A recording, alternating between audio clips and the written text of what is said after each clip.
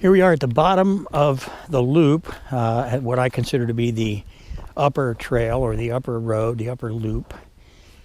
We came down this trail. We're going to be going back this trail, which is the lower, what I consider to be the lower loop.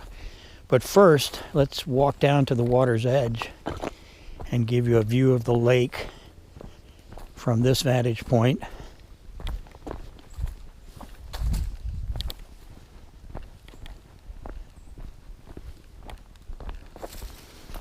You can see the trail is well used, and we'll be getting down to where, since this time of year, the water level in the lake is lowered by about 5 feet.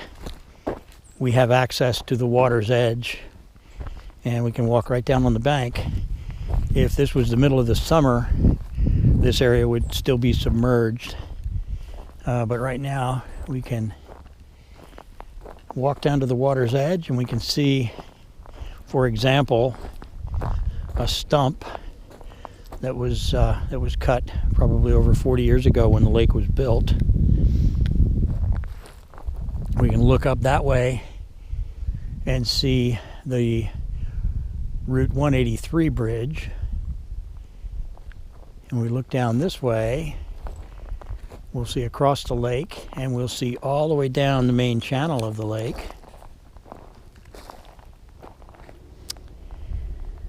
For perspective, let's walk down along this edge of the lake, and we're going to be coming to a peak, or to a point where we're going to see Spring Creek, the Spring Creek section of the lake, turn to the right.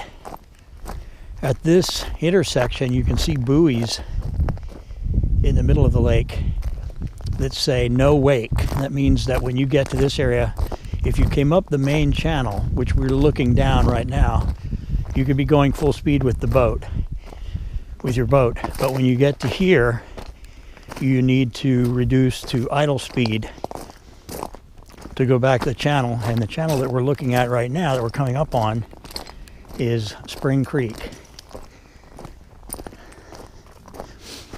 Spring Creek runs back along Skinner's Loop, which we'll be hiking, and you'll see from the lower trail, you'll see Spring Creek. And Spring Creek was the site of a lot of bungalows and summer residences, and from what I understand, even some full-time residences. If we look across the lake, in the distance you can see a no wake sign, just like the one that you can see here on this side of the lake.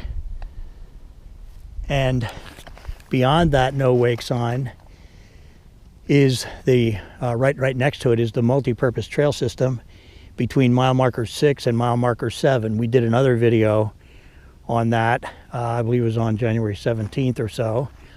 So you can just see, I don't know how well you can see it with the film, but you can actually see the trail going back through the woods back there. Anyway, let's head back up to the lower section, or the lower trail, of Skinner's Loop.